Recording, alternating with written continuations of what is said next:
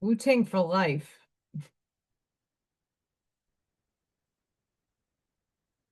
Please like, share, and subscribe. This is Allison from Cat Creations. How are you? Hit that thumbs up. Like, share, and subscribe if you have yet to do so. And if you get anything from my work, I connect Dawn Epiphany, a mind explosion, a new book to read, a new author to explore, artwork to create.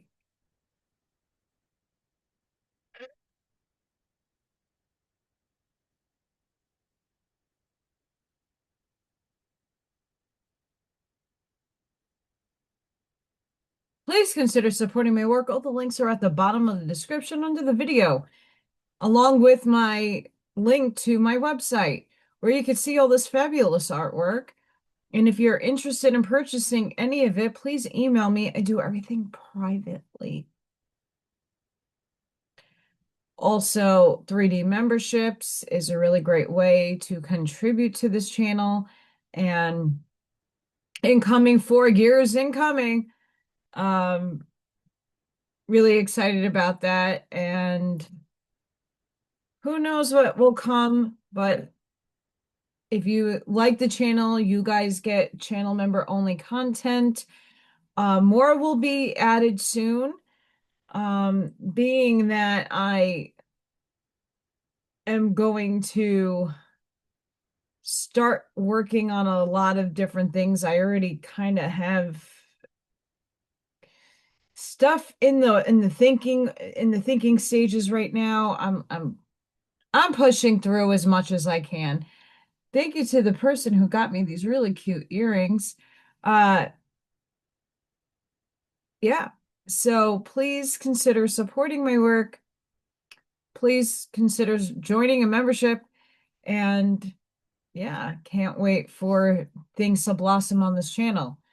Today I'm going to read The Voice of Isis, Chapter 31, The Symbol of the Salt. This should be very interesting, and I'm excited. Quote, Ye are the salt of the earth, but if the salt have lost his Savior, wherewith shall it be salted? It is thenceforth good for nothing, but to be cast out and to be trodden under foot of men. End quote. St. Matthew. Salt plays a most important role in all life, both in man and in nature. It has also played its part in the advance of civilization. The first great highways known to history were caravan routes formed by transporting salt from the deserts to points of civilization. Salt thus became the great reason for communication between different peoples and hence the means by which civilization spread. The use of salt marks an advance in civilization from a wandering nomadic life in which the people subsist chiefly upon animal food containing a large proportion of salt to an agricultural life in which vegetables requiring salt for flavoring form a large proportion of the diet. Salt in the diet is necessary for the health of all herbivorous animals. It is necessary constituent of all animal tissues and of the blood. Experiments have repeatedly proven that the heart will not beat unless there is dissolved in the blood a certain percentage of common salt. Its use in everyday life is as a purifier and preservative. This being its chief function in the world. Like the heart of man, the heart of nature will not beat, nor will life continue without a proper proportion of salt. Salt was one of the ingredients in the great work of the old alchemists who reduced all elements to their mystic sulfur, mercury, and salt. Salt symbolizing that which purifies and preserves the life principle. Salt is found in oceans, deserts, salt lakes, and mines, the latter being deposits left by the evaporation of ancient seas. But wherever salt is found, the significance of its presence is due to its purifying and preserving qualities. The earth is a living entity, and when a portion of its surface becomes diseased beyond repair, when weight, when weighted down with the wickedness, crime, and sin of the people inhabiting it, that portion gives way under the load and through great cataclysms sinks down to be covered by the salt brine of the sea, where the purificate pur,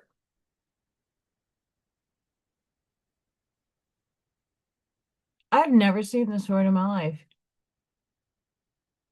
Put ref Hang on, I'm perplexed and I'm gonna get this. Hang on. Putrefaction. Not how it's spelled. So covered by the salt brine of the sea where the putrefaction of the mass is completed. Putrefaction is a form of digestion or disintegration which breaks up old forms of bodies and liberates their life essence. These essences, being sublimed by the heat of the putrefaction,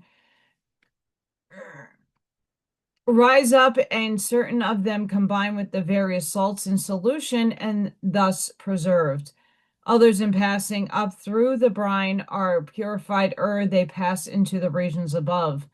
As these purified essences rise from the sea, certain of them are swept inward over the land, where they are assimilated both by vegetable and animal life, including man.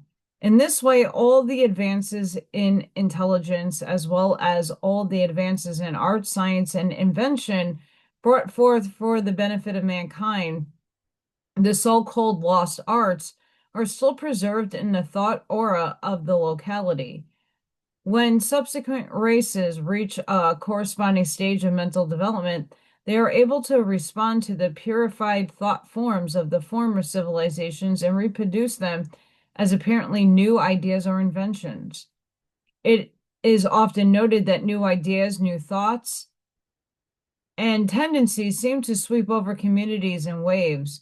They are indeed waves in the mental and even physical atmosphere, sweeping in from the sea, invigorating, simulating, and advancing all forms of life.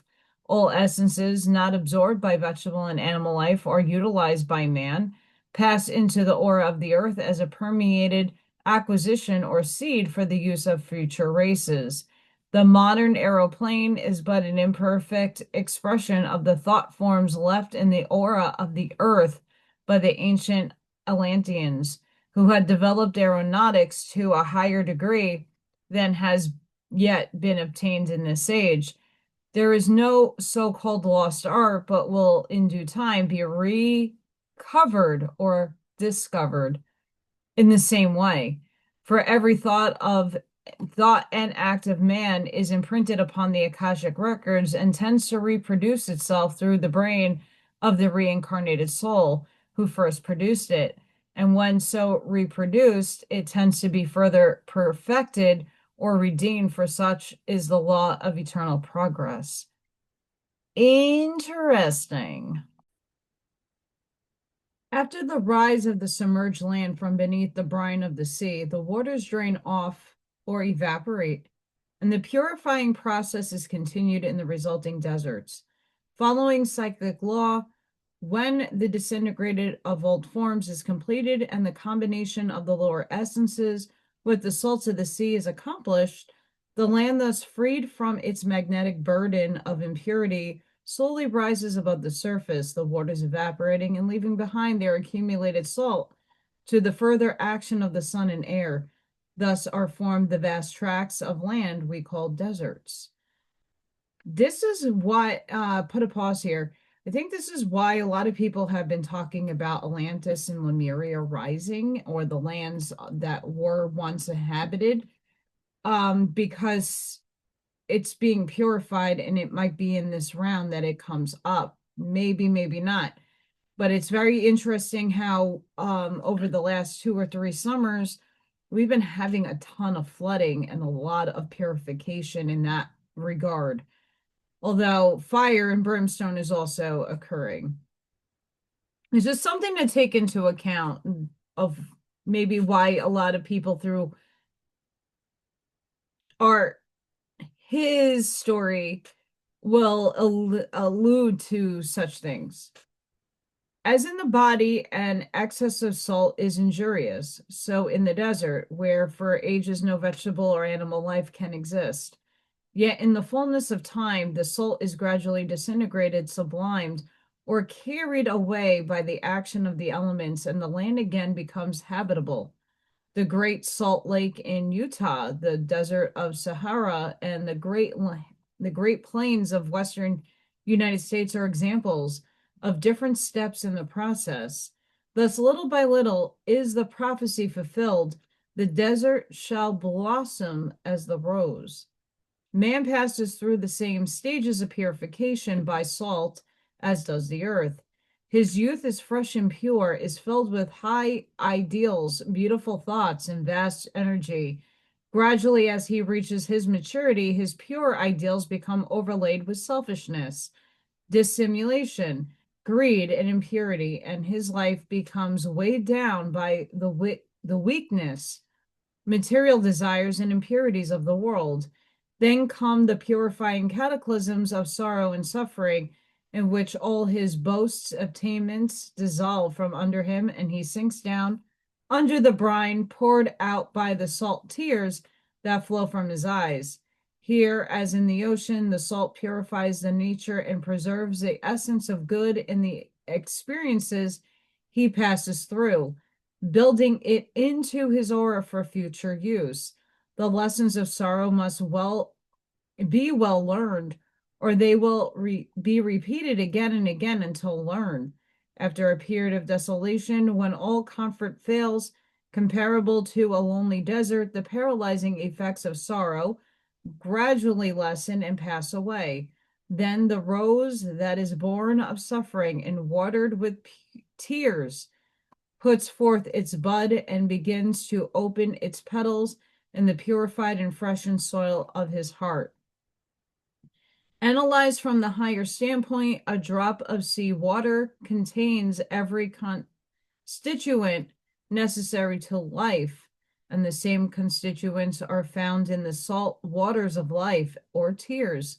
The well-known aphorism, in light on the path, is based on the purifying action of salt. Before the eyes can see, they must be incapable of tears.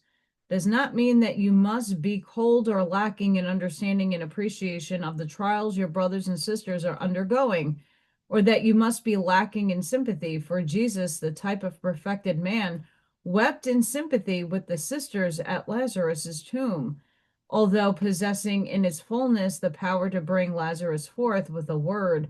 But it does mean that there will come a period in your life when your passions, emotions, and thoughts will be so mastered and purified by the action of salt tears, which in your present stage of development are necessary, that there will be no further need of the tears, for the salt has done its work. As in a desert where only after the salt has been absorbed can the rose bloom, so only after the purifying and cleansing has been accomplished in your life can the roses bloom in your heart and your eyes truly see. Okay, let's hope I got the coughing out. So annoying. Many centuries are connected with the partaking of salt. In the Middle Ages, the dish of salt was placed in the center of the long banquet board, and those who sat between the salt and the host were said to sit above the salt. Only members of the family were permitted this honor. Hence, when a guest was seated above the salt, he was accepted as a member of the family for the time being, and accorded all the privileges and honors due a son of the house.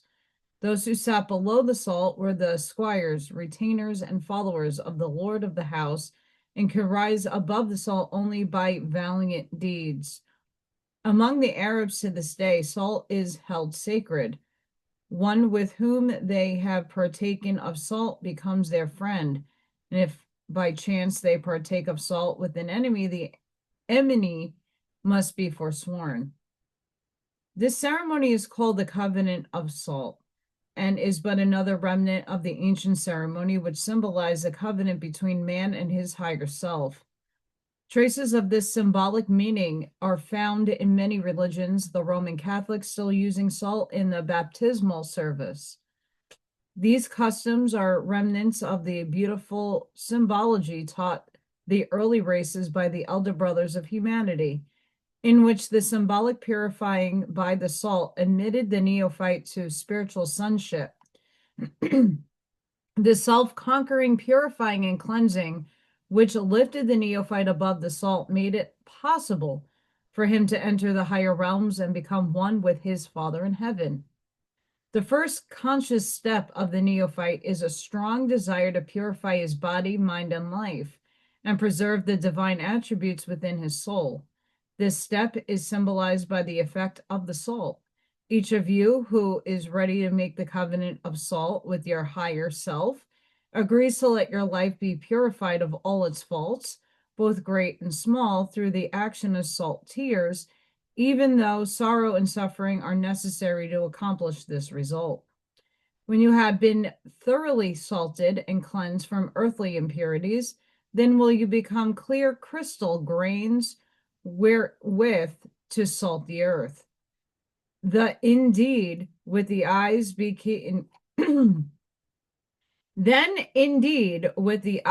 incapable of tears and be able to see the things of the spirit.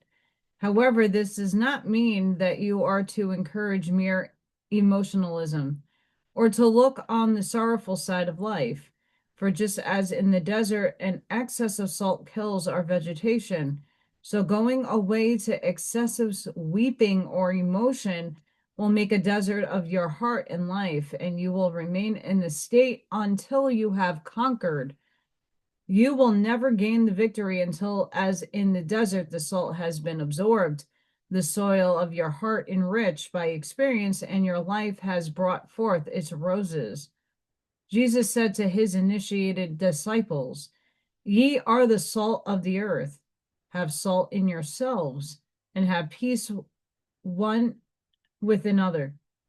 As you start out to be the salt of the earth, be not dismayed that you are such a tiny grain compared to the great world around you. Determined not to lose your Savior. The little grain of salt stops not to consider if it can accomplish its mission. It simply gives forth its innate qualities in perfect confidence. For if it has not lost its Savior, everything it contacts must be salted. And the more it gives, the more it has to give, for its crystals grow and reproduce according to their saltiness. Let the light of your purified life so shine before men that they shall recognize in you the element of purification. Earnestly determine that the salt shall not lose its Savior, but that you will do your duty as a grain of salt to wipe out and purify the world's misconceptions. In your daily life, like grains of salt, radiate the spiritual force which you draw from the Christ and transmute the purifying conditions in the thought of humanity into love and purity."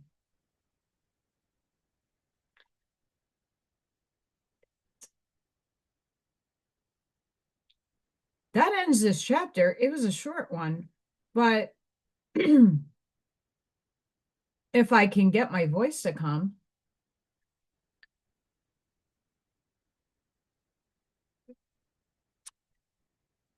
So basically for me, a lot of this is talking about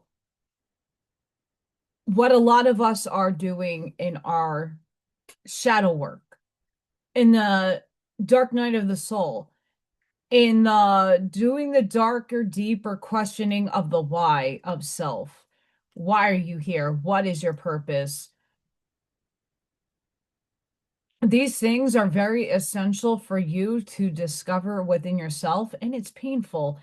A lot of the work that you're trying to do on the shadow aspect of yourself, the being that has hurt others, the being that has been traumatized, the being that is only acting out of survival, the one that wasn't in clear cognizance making a decision. You are just doing the best that you could do in the moment that you had.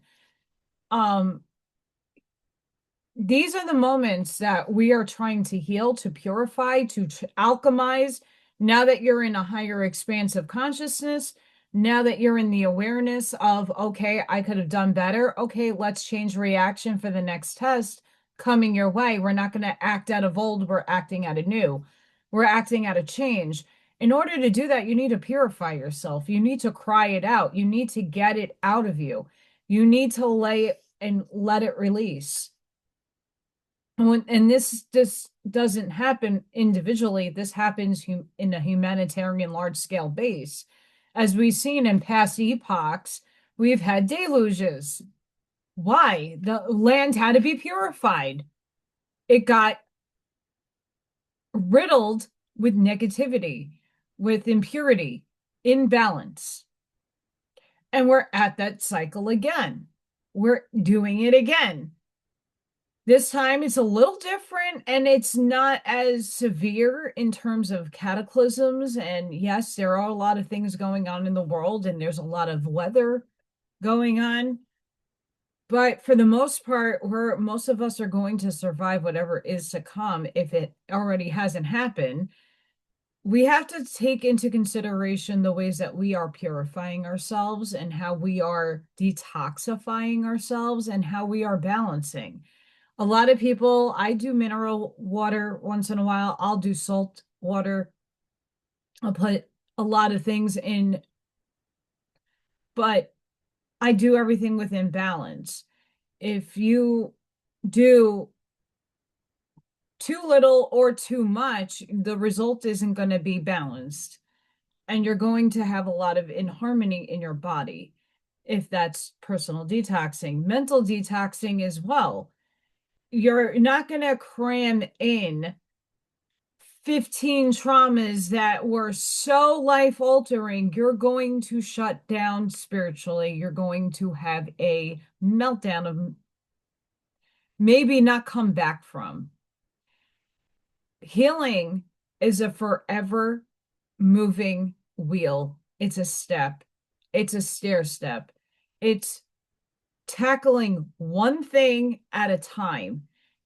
You don't want to cram in the dark night of the soul, like 5 different aspects of your life that really need to be touched, because you're not going to get it all done at once. And it's going to be too much of a stress and a burden on your brain to even do that. Doing things step by step, doing everything in accordance to yourself, your heart, and what you're able to handle.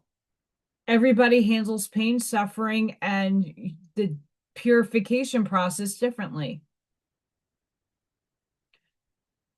When you step into the awareness of what this whole chapter is trying to give to you, is that it's a cycle and it's always in a repeat.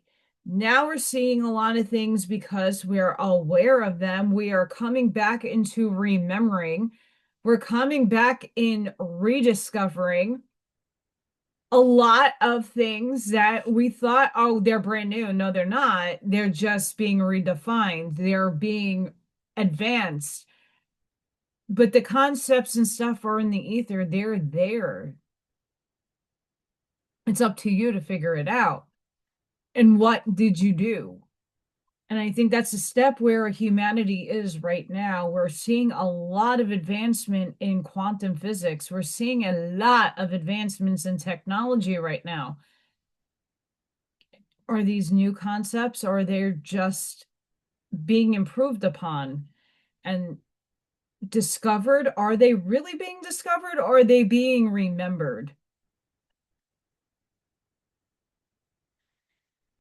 Time will tell and evidence will be evidence, but it's something for all of us to take into consideration and take into account. If everything has already been invented and already there in another timeline, and we're just trying to merge with that, how do we get there, and what do we do to get into that state of mind to bring it and merge it with us as a humanity?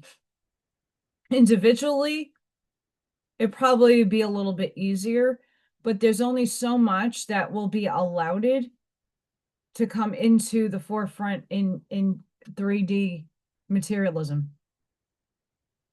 But it's an interesting concept and topic, and I hope that the next chapter is going to even be better. It's getting late. Why I did a short one tonight, and obviously this is the line of succession that Spirit always makes me do. So sending each and every one of you love, light, compassion, grace, shielding, and protective energy. Please go within, be the shoulder, be the lighthouse, seed your truths, light that path forward. I hope to see each and every one of you on Friday and throughout all my readings. I want to thank everybody who shares, who likes, who comments, and I appreciate all of you for doing that. It means a lot to me, and I hope to see you all in the next one. Thank you for watching. Bye for now.